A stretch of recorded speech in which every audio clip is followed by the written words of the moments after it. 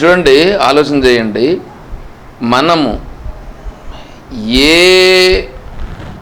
ఏ విధముగా చూసినా అక్కడ ఏదో ఒక ఆసక్తి అనేటువంటిది లేకపోతే ఆ పనిని మనం చెయ్యం. నువ్వు ఏ పనన్నా చెయ్యి. వీళ్ళు కొంతమంది అంటూ ఉంటారు, మేము సర్వీస్ చేస్తున్నామండి, మేము సర్వీస్ చేస్తున్నాం, ఫ్రీ సర్వీస్ చేస్తున్నాం అనేటువంటిది అంటుంటారు. నువ్వు ఫ్రీ సర్వీస్ చేయట్లే.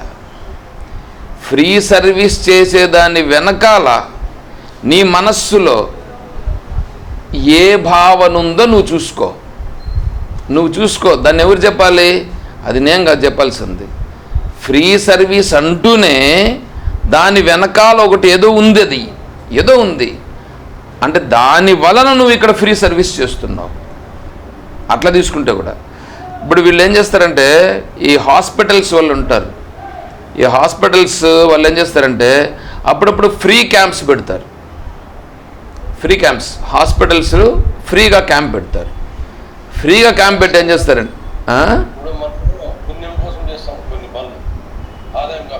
అవును, పుణ్యం అనేది ఉందిగా, పుణ్యం అనేటువంటి దృష్టితో చేసావుగా. పుణ్యం కావాలి అనే దృష్టితో చేసావే లేదా? అవును, అదే చెప్తా ఉండేది.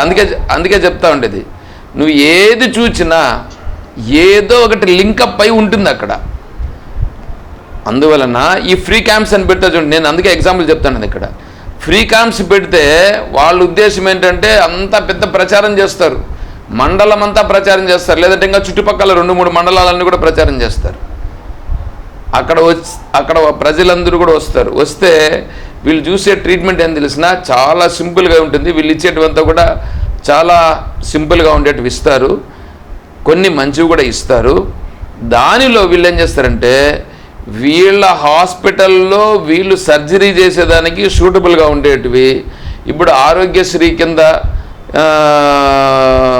దానికి సూటబుల్ అయ్యేటువంటివి, ఆ సర్జరీకి ఎలిజిబిలిటీ ఉన్నటువంటి వాళ్ళని సెలెక్ట్ చేసుకొని మీరు వచ్చేసండి, మీకు ఫ్రీగా మేము సర్జరీ చేస్తామని చెప్తారు. ఫ్రీగా సర్జరీ చేస్తామని చెప్తున్నారు కానీ వాళ్ళు ఫ్రీగానే సర్జరీగా చేస్తున్నారు.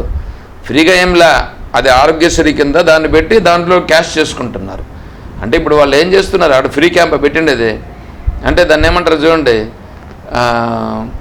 బిస్కెట్ వేసి దాని నుంచి ఇంకేందో లాక్కుంటున్నారు వీళ్ళు. కాబట్టి ఎక్కడ చూచినా ఏ విధముగా చూచినా నీ మనస్సులో అంతర్గతంగా ఏదో ఒక ఫలకామన ఉంటుంది. దాన్ని నువ్వు ప్రేమ అని నువ్వు అంటున్నావు, అది ప్రేమ కాదు, అది మోహం. నీకు ప్రేమ అనేది తెలియకుండా నువ్వు అలా అంటున్నావు. నేను ఇప్పుడు అక్కడ అది చెప్తున్నాను. ప్రేమ అంటే ఏంటనే విషయం కావాల్సింటే దానిపైన మళ్ళీ 13వ శ్లోకం దగ్గర నుంచి వస్తుంది, అప్పుడు చర్చిస్తాం దాని గురించి. కాబట్టి మీకుండేటువంటిది పిల్లల పైన ప్రేమ కాదు, భార్యాభర్త పైన ఉండేటువంటిది ప్రేమ కాదు, తల్లిదండ్రుల పైన ఉండేటువంటిది ప్రేమ కాదు, సమాజం పైన ఉండేటువంటిది ప్రేమ కాదు, దేవుని పైన ప్రేమ కాదు. ఏమండి ఇంత బ్లంట్గా చెప్తున్నారంటే, అవును, మీకుండేటువంటిది ఏమిటంటే కోరికతో ఉన్నటువంటిది మోహమవుతుందే కానీ అది ప్రేమ కాదు. ఎటువంటి కోరిక లేకుండా, వారి నుండి ఏమనే మాత్రం కించిత్తు కూడా ఆశించకుండా, వాళ్ళ నుంచి నీకు ఎంతో హాని కలిగిన వాళ్ళపైన చూపిస్తావే రియాక్షన్స్ కాదు, వాళ్ళపైన ప్రేమను నువ్వు చూపిస్తే అది నిజమైన ప్రేమ, అది నిజమైన ప్రేమ అవుతుంది. కాబట్టి నిన్ను ఆ స్థితికి తీసుకుపోవాలి అనేటువంటిది ఉద్దేశం భగవంతునికి. ఎందుకంటే 7వ అధ్యాయంలో 4 భక్తులు ఉన్నారని చెప్పారు. ఆర్థో, జిజ్ఞాసు, రర్థార్థి, జ్ఞానీచ భరతర్షభ అని 4 రకాల భక్తులు ఉన్నారయ్యా. వీళ్ళు 4 నా భక్తులేనన్నాడు. ఏంటి? ఆర్తులు అంటే దుఃఖములో ఉండి నన్ను రక్షించు మహాత్మా అని కోరేటువంటి వాడు కూడా భక్తుడే. వాడు దుఃఖాన్ని తరించాలని అనుకుంటున్నాడుగా, దుఃఖాన్ని తరించాలని అనుకున్నా కూడా వాడు నన్ను ఆశ్రయించాడుగా, కాబట్టి వాడు నా భక్తుడే అన్నాడు భగవంతుడు. తర్వాత జిజ్ఞాసు, జ్ఞానం కావాలని కోరుకునేటువంటి వాడు భగవంతుని ఆశ్రయిస్తాడు, వాడు భక్తుడే. తర్వాత అర్థార్థి అంటే ఐహిక భోగాలు, ఆముష్మిక భోగాలు అంటే ఇహలోక భోగాలు, పరలోక భోగాలను కోరుకునేటువంటి వాడు. అంటే ధనధాన్య వస్తు వాహనాదులతో సహా స్వర్గలోకాదుల వరకు వీటన్నింటిని కోరుకునేటువంటి వాడు. వీడు కూడా భగవంతుని ఆశ్రయిస్తాడు, కాబట్టి వీడు కూడా నా భక్తుడే అన్నాడు. జ్ఞాని కూడా నా భక్తుడే అన్నాడు. అయితే జ్ఞానికి నాకు భేదం లేదని అన్నాడు. అయితే జ్ఞాని నేను భేదం లేదన్నప్పుడు ఆత్మస్వరూపుని మొదట్లో చెప్పుకున్నాం మనం. మిగతా ముగ్గురు ఉన్నారు కదా, మిగతా ముగ్గురు భక్తులు కదా, వాళ్ళల్లో అంతఃకరణ శుద్ధి అంటే ఎప్పుడన్నా కొద్దిగా చేసుకొని ఏదన్నా ఈశ్వరానుగ్రహం చేత లేదా వాడి యొక్క ప్రారంభంలో ఏదో ఉండి ఏదో ఒక్కసారి కాకపోయినా ఒకసారైనా ఇలా సత్సంగంలో పాల్గొని ఆ సత్సంగంలో భగవంతుని యొక్క తత్వం, ఆత్మతత్వం నాకు తెలుసుకోవాలి అనే భావన ఏర్పడి దాని వైపుగా ఒకవేళ మరలితే వాడికి కూడా ఇట్లా భగవంతుని తత్వాన్ని తెలుసుకునేటువంటి భావన కలుగుతుంది. కాబట్టి వాడి కోసము ఆ స్థాయి నుంచి తగ్గించుకుంటూ ఒక స్థాయి నుంచి తగ్గి చెప్పాడు. ఇప్పుడు లాస్ట్కి ఏమంటున్నాడు, ఇది లాస్ట్ అండ్ ఫైనల్ అంటే కింది స్థాయిలో చెప్తున్నటువంటిది. అంటే నీకు ఎక్కడైతే ఉందో నువ్వు చేస్తూ ఉండే కర్మ ఏదైతే ఉన్నదో ఆ కర్మలో నువ్వు ఏదైతే ప్రేరణ నువ్వు చేస్తున్నావో వాటన్నింటికి మూలంలో ఏది ఉందో అది ఆసక్తినైనా ఆ ఆసక్తిని నాకు సమర్పించేయి. చూడు ఇక్కడ ఎట్లా ఉందో, ఆ ఆసక్తిని అంటే నువ్వు ఏదైతే కోరి నీ మనస్సులో ఏదైతే పెట్టుకొని ఉన్నావో దానిని నాకు సమర్పించేయి. అంటే అక్కడ ఫలాన్ని నాకు అంటే ఏంటి, ఇప్పుడు చూడండి, ఈశ్వరునికి తెలియకుండా నీకు ఏదైనా వస్తుందా అంటే ఏది రాదు. అంటే ఏది వచ్చినా నీ కర్మఫలాన్ని అనుసరించే వచ్చినా దాన్ని ఈశ్వరుడే అనుగ్రహించాల్సింది తప్పదు. అందువలన ఇప్పుడు నువ్వేం చేస్తావంటే దాన్ని తెలుసుకో. నేను ఏమి చేసినా ఎలా చేసినా అంతా ఈశ్వరుని అనుగ్రహం చేతనే నాకు ఫలం లభిస్తుంది. ఈశ్వర అనుగ్రహం లేకుండా నాకు ఫలము లభించదు. కాబట్టి నేనేం చేస్తాను, ఈశ్వరానుగ్రహము చేత నాకు ఫలము లభించుచున్నదని నువ్వు భావించు. ఇప్పుడు ప్రతిదీ నువ్వు ఏదన్నా చెయ్యి. ఇప్పుడేంటి, నిన్ను కర్మలు నాకు సమర్పించమనలా, అభ్యాసం చేయమని చెప్పలా, ఇంక వేరే ఏం చెప్పలా. కానీ ఇప్పుడు చూడండి ఇక్కడ ఎట్లా ఉండదు, దీనికి మూడు వాటికి జోడిస్తున్నాడు. మద్యోగ, మదాశ్రిత, తర్వాత యతాత్మన, ఈ మూడండి. అంటే ఏంటి, మద్యోగ నువ్వు ఆ ఫలం అనేటువంటిది ఉంది చూడండి భావన, ఆ ఫలమునందు మద్యోగ ఈశ్వరుని యొక్క అనుగ్రహముతో నాకు వస్తున్నది అని నువ్వు భావించు ఫస్ట్. తర్వాత మదాశ్రిత అంటే నువ్వు నన్ను ఆశ్రయించప్పుడు మళ్ళా ఈశ్వరానుగ్రహం చేత లభిస్తుంది, ఏమో ఇది లభించదో మళ్ళీ నేను వేరే వాళ్ళని ఆశ్రయిస్తాను అని సైడ్. అంటే మన వాళ్ళు అంటారు చూడండి, ఫస్ట్ డెసిషన్ కాకుండా మళ్ళీ సెకండ్ ఒపీనియన్ అనేటట్లుగా ఏదో అంటుంటారే, అట్లా ఇక్కడే కాకుండా నేను వెనకాల కూడా ఇంకోటి కూడా మళ్ళీ ఆదరువుగా ఏదో ఒకటి పెట్టుకుంటాను అంటుంటారు. ఇంకొంతమంది అంటుంటారు, ఇప్పుడు ఏంటంటే వీళ్ళు 70-80 ఏళ్ళు అయిపోయినా కూడా వీళ్ళు ఏం చేస్తారంటే, అయ్యా ఇంకన్నా మీరు భగవంతుని మార్గంలోకి రావచ్చు కదా అందంటే వాళ్ళు కొడుకులు ఆడండి వింటారు అని అంటారు. సరే ఇప్పుడు కొడుకు ఇవ్వాల్సిందంతా ఇచ్చేసి, నాయనా నువ్వు చూడరా నాకు కావాల్సింది టయానికి భోజనము, ఆ భోజనం ఏదో కొద్దిగా తింటాను, నేనేదో ఆశ్రమానికి టయానికి వెళ్ళి వస్తుంటాను అని చెప్పరా, సారీ అని చెప్పప్పా అందనంటే, అయ్యా మేము చెప్తాము వాళ్ళు మా మాట వినట్లేదు అందని. ఎందుకు వినటలేదు, వాళ్ళు ఏమంటారు మిమ్మల్ని అంటే, నీ దగ్గర డబ్బులు ఉంది కదా ఆ డబ్బులతో నువ్వే బతుకోబో అని అంటున్నారు అందని అన్నారు. నా దగ్గర ఎంతో డబ్బులు ఉంది అంటే వాళ్ళకి తెలుసు కొడుకులకి. సరే ఆ డబ్బులను వాళ్ళకి ఇచ్చేస్తే వాళ్ళు చూస్తారు కదనంటే, స్వామి మీరు భలే చెప్తారు స్వామి, ఆ డబ్బులను ఇచ్చేస్తే మా వెనకాల ఎట్లా స్వామి అంటే ఇంకా ఎక్కడ వెనకాల చెప్పండి. అంటే వీడికి ఏమన్నా కావాల్సి వస్తే నాకు అది ఉండద్దా, నాకు వెనకాల అది ఉంటే నాకేదో సపోర్ట్ అని అంటున్నారు. అంటే ఈశ్వరుడు సపోర్ట్ ఉన్నాడా, నీ వెనకాల ఉండేది సపోర్ట్ ఉందా చెప్పండి. నీ వెనకాల ఉండేది సపోర్ట్ ఉంటే కూడా అది రావాలంటే కూడా, ఆ సమయానికి రావాలంటే కూడా నీకు ఈశ్వరుడు అనుగ్రహం ఉంటేనే అది పైకి వస్తుంది, లేకపోతే ఎక్కడ వస్తుందండి. దాన్ని మనం గుర్తించాల్సిన పని లేదా? కనీసం ఈశ్వరునికి అంత కూడా విలువ ఇవ్వడం లేదే. అందుకే భగవంతుడు అంటున్నాడు, మదాశ్రిత, అయ్యా నీకు ఏ సమయంలో ఏం కావాలి అన్నీ జరిగేది నా వల్లనే జరుగుతున్నాయి, అది నువ్వు ముందు గుర్తించు, నన్ను ఆశ్రయించు. అది 2.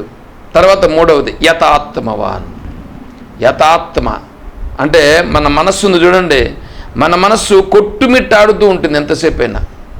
కొంతసేపు ఇట్లా, కొంతసేపు అట్లా, కొంతసేపు ఇట్లా, కొంతసేపు అట్లా. అంటే కొంతసేపు దేవుని దగ్గర పోయి నేనైతే దేవుణ్ణి అయితే బాగా ప్రార్థించి వచ్చినానండి, దేవుడు అనుగ్రహం వల్ల నాకు అన్నీ జరిగితే బాగుంటుందండి. అరే, నువ్వు దేవుణ్ణి ప్రార్థించిన తర్వాత దేవుని పైన భారం వేసేస్తే ఆ దేవుడు ఎట్లా పెడితే అట్లా కానీ అని చెప్పి నువ్వు అనాలి. కానీ అంటే దేవుడు నీ ప్రార్థన వినడా? దేవుడు నీ ప్రార్థనని వినకపోతే ఇంకా ఆయన దేవుడు ఎందుకు అవుతాడు అనేదన్నా మనం ఆలోచన చేయాల్సిన పని లేదా? నేను దేవునికి నా యొక్క ప్రార్థనని విన్నవించినాను. భగవంతుడు సర్వస్వరూపుడు, ఆయనకు తెలియదంటూ ఏమీ లేదు, ఆయనకు తెలుసు, అయినా నేను విన్నవించినాను. ఎందుకంటే నా కర్మ, నా ప్రారంధం, నాకు ఇదంతా ఇట్లుంది అని నేను విన్నవించినాను. కాబట్టి భగవంతుడు వింటాడు, భగవంతుడు నాకు మంచి చేస్తాడు. చూడండి ఎట్లా ఉండదు, ఎంత దృఢంగా మాట్లాడుతున్నాడు ఇప్పుడు ఇక్కడ. ఆ దృఢము రావడమే యథాత్మనః. అంటే మనస్సులో అట్లా ఇట్లా ఊగిసలాట లేదు. ఏమన్నా చేయనిలే భగవంతుడు ఏం చేస్తాడండి? చేస్తే శరీరం బాగా లేకుండా అవుతుంది, శరీరం పడేట్లేదు, పడితే పడుతుంది, ఏదో ఒక రోజు పడిపోయేదే కదా, ఎట్లయినా పోయేదే కదా. అట్లా పోయినా సరే నాకు అప్పుడేమవుతుంది, ఒకవేళ ఈ శరీరాన్ని ఎట్లా పోయిందని అనుకోండి, నెక్స్ట్ జన్మలోనైనా సరే భగవంతుడు నాకు మంచి శరీరాన్ని ఇచ్చి సక్రమంగా ఉండేటట్లుగా చేస్తాడు. అంటే చూడు ఎంత మనస్సులో దృఢత్వం వస్తుందో. అంటే మనస్సులో భగవంతుని పైన దృఢం ఏర్పడి నాకు భగవంతుడున్నాడు, ఈ జీవితంలో ఏమన్నా అయిపోయినా కూడా నాకేం అభ్యంతరం లేదు. ఈ జీవితంలోనే జరగచ్చు, జరగకుండా పోవచ్చు. జరిగినా భగవంతుడే, జరగకపోయినా భగవంతుడే. ఎంత ఇది పట్టాలి చూడండి. ఇలా ఎవడైతే ఉన్నాడో, ఎందుకంటే ఈ భగవంతుని ఆశ్రయించిన తరువాత జరగకుండా పోయే ప్రశ్న లేదు. కాకపోతే నా కర్మ వెనకాల ఎక్కువ ఉంటే అది జరిగేదని కొంత టైం పడుతుంది. కర్మ వెనకాల ఉందిగా, ఆ కర్మ యొక్క ప్రభావము తొలగాలగా. ఆ కర్మ ప్రభావము తొలగగలిగేంత మానసిక పరిపక్వత ఇక్కడ రావాలిగా. ఆ మానసిక పరిపక్వతను కల్పించి తద్వారా మళ్ళీ నీకు భగవంతుడు అనుగ్రహించాల. అంటే నీ మనస్సులోనే మార్పును వచ్చేటట్లుగా నీకే భగవంతుడు కల్పించాలి. అలా కల్పించి నీకు ఇవ్వాల్సిన దాన్ని ఇవ్వాలి భగవంతుడు. అందుకొరకు భగవంతుడేమో భగవంతుని నుంచి నువ్వు వచ్చేది వస్తూనే ఉంది, కానీ నీ కర్మే ఇక్కడ అడ్డంగా ఉన్నది. దానిని గుర్తించాల్సి ఉంటుంది ముందు మనం. అందుకనే భగవంతుడు ఇక్కడ చెప్తున్నాడు, ఆడుంది కీ పాయింట్. ఎక్కడ కీ పాయింట్ ఉంది? మన వాసన, మనకు ఫలాసక్తి పైన ఉంది. కాబట్టి సర్వకర్మ ఫలత్యాగం. సర్వకర్మ, 1, 2, 3 కర్మలు. మన వాళ్ళు అంటారు మంచి కర్మలనే భగవంతునికి సమర్పించాలా, చెడ్డ కర్మలను చేయాల్సిన పని లేదు. కాదు, నువ్వు మంచి కర్మను భగవంతునికి సమర్పించు, చెడ్డ కర్మను కూడా భగవంతునికి సమర్పించు. 9వ అధ్యాయంలో చెప్పాడు, శుభాశుభ ఫలైరేవం మోక్షసే కర్మబంధనై సన్యాసయోగయుక్తాత్మ విముక్తో మాముపైష్యసి. శుభ అశుభ ఫలం, శుభఫలమైనా సరే అశుభ ఫలమైనా సరే ఈ రెండింటిని కూడా నాకు సమర్పించాను అన్నాడు భగవంతుడు 9వ అధ్యాయంలో. మోక్షసే కర్మబంధనై, అవి రెండే నీకు వచ్చి అడ్డుపడుతున్నాను నేను. కాబట్టి శుభఫలము కోరొద్దు, అశుభ ఫలము కోరొద్దు. అట్లా నీకు చెయ్యడం మానొద్దు. నువ్వు చేసేది చెయ్యి, నువ్వు చేసేది కర్మను విద్యుక్త కర్తవ్యాన్ని నువ్వు చెయ్యాలి. వచ్చే ఫలాన్ని మాత్రం నువ్వు కోరొద్దు. ఆ వచ్చే ఫలాన్ని నాకు సమర్పించే. చూడు ఎట్లా చెప్తున్నాడు. ఇలా చేస్తే ఏమవుతుంది తెలుసా? క్రమంగా ఈ కర్మఫలమును ఈశ్వరార్పితం చేసావు కాబట్టి భోక్త ఈశ్వరుడైపోతాడు. నీ మనస్సులో ఏమి కర్తృత్వమపి మే నష్టం కర్తవ్యాపి న క్వచిత్ ఉపనిషత్ చెప్తా ఉంది. కర్తృత్వ భావన ఎప్పుడైతే నష్టమయ్యిందో అప్పుడు కర్తవ్య భావన కూడా నష్టమైపోతుంది. కర్తవ్య భావన నిలవదు. ఇంకా కర్తృత్వము ముందు భోక్తృత్వం అనేటువంటిది పోతే ఇప్పుడు కర్తృత్వం అనేటువంటిది సన్నగిలుతుంది. కర్తృత్వం అనేది సన్నగిలితే కర్తవ్యం అనేటువంటిది కూడా పోతుంది. అంటే అప్పుడు జరుగుతుంది చూడండి. అంటే నువ్వు సాక్షిత్వ భావానికి వస్తావు. సాక్షిత్వ భావానికి ఎప్పుడైతే వచ్చినావో అప్పుడు తెలుస్తుంది నీకు ఇదంతా ఎట్లా జరుగుతుంది, ఎందుకు జరుగుతుంది, ఏ విధంగా జరుగుతుంది అంటే అప్పుడు తెలుస్తుంది ఈశ్వరుని యొక్క వైభవం. ఈశ్వరుని యొక్క వైభవము ఎలా నడిపిస్తున్నాడు, ఇదంతా ఎందుకు జరుగుతుంది, ఎలా జరుగుతుంది.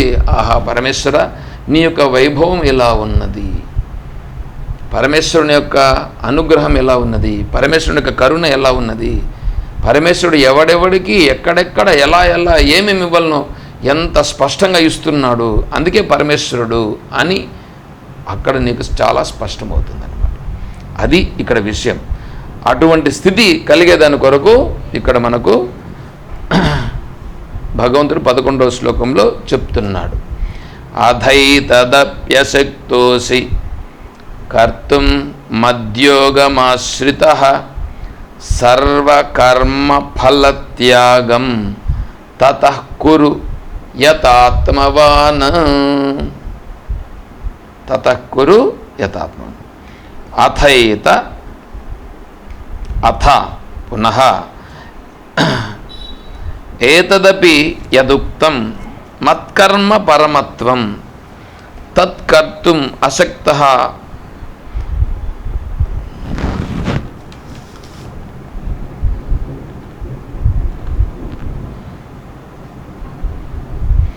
అపి మధ్యోగమాశ్రితః.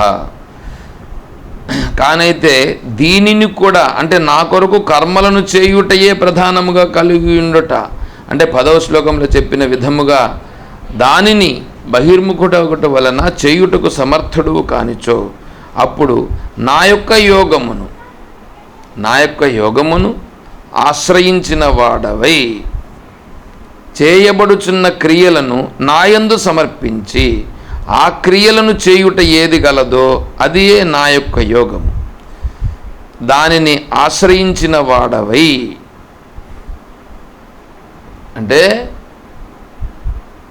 మనం చెప్పుకున్నదే చెప్తున్నారు ఇక్కడ. సమస్త కర్మలను నా కోసం చేస్తున్నాననేటట్లుగా నువ్వు చెయ్యి.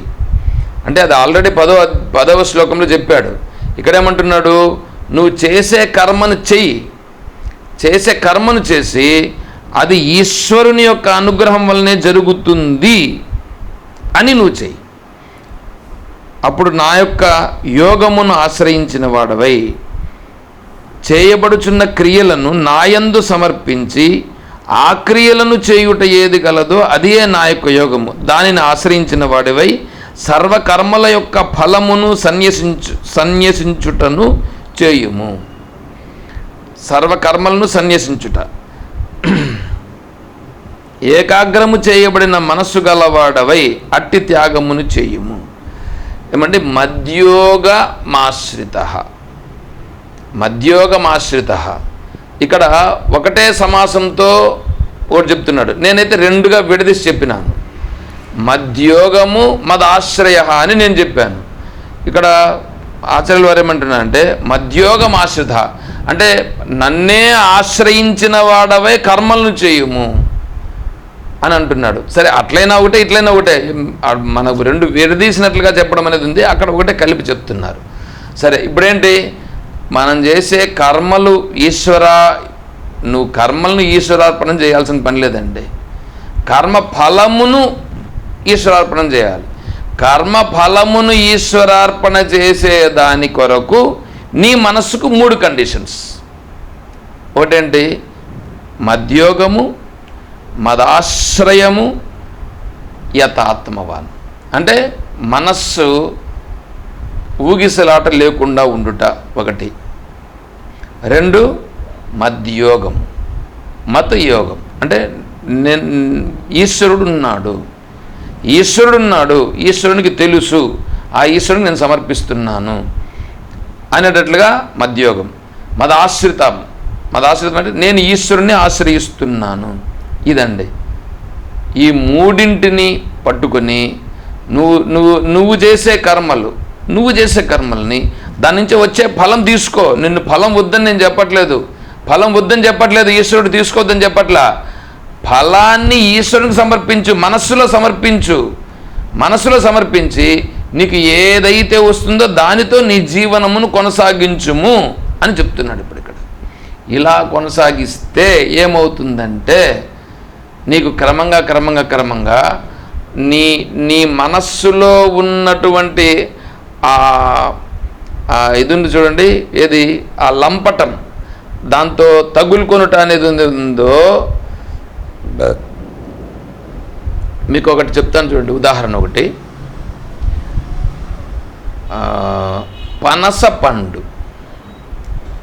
పనసపండు చూసినారు కదా, పనసపండు అది ఎలా ఉంటుందంటే అంత పైన ముళ్ళుగా ఉంటుంది. సరే, దాన్ని కట్ చేస్తారు, అంత బంక, దానికి ఏదో నూనె పూసుకొని కట్ చేస్తారు. దాన్ని ఏం చేయాలంటే మధ్యలో కట్ చేసి ఆ పైన ఉంటుంది చూడండి, అది మధ్యలో కట్ చేసినప్పుడు మధ్యలో ఒక గట్టిగా ఒకటి వస్తుంది, ఆ స్టమ్ కట్ చేసేసినామని అనుకోండి. ఆ స్టమ్ కట్ చేసేసిన తర్వాత ఒక్కసారి ఇట్లంటే కన్నా ఓపెన్ అయిపోయి మొత్తం అన్నీ పనసతోళ్ళన్నీ కనిపిస్తాయి, ఇట్లా అన్నీ విడిపోతాయి. చూడండి, ఆ ఒక్కటి కట్ చేస్తే ఏమైపోయింది, ఇవన్నీ ఇట్లా విడిపోయినాయి. అదే ఇక్కడ చేస్తాడు. అంటే అలా పట్టుకొని ఉన్నాం మనం, దానిని నాకు సమర్పించే అని భగవంతుడు అంటున్నాడు. అలా మనలో ఉన్నటువంటి ఆ ఫలాసక్తత అనే దాన్ని ఈశ్వరుని పనిపెట్టేస్తే అది కట్ అయింది అనుకోండి, మిగతావన్నీ ఆటోమేటిక్గా ఒకటి అన్నీ ఈశ్వరుని వైపు తిరిగిపోయి ఆ ఈశ్వర భావనలో నిలిచి అంతఃకరణ శుద్ధి కలిగి తద్వారా మనం మోక్షస్థితిని పొందుతాము అని భగవంతుడు మనకు ఈ శ్లోకము ద్వారా తెలియజేస్తున్నాడు. దీనిని 12వ శ్లోకంలో బాగా వివరంగా ఇంతవరకు చెప్పిన దాన్ని అంతటిని కలిపి 12వ శ్లోకంలో బాగా వివరిస్తున్నాడు. 12వ శ్లోకాన్ని రేపు మనం విచారణ చేసుకుందాం. ఏమండి, కొద్దిగా అర్థమయ్యేటట్లుగానే ఉందా?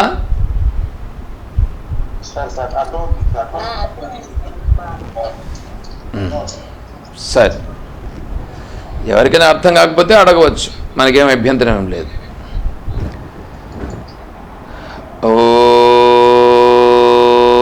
ఓం తత్సత్. ఓం అసతో మా సద్గమయ. ఓం తమసో మా జ్యోతిర్గమయ. ఓం మృత్యోర్మా అమృతం గమయ. ఓం శాంతి శాంతి శాంతి.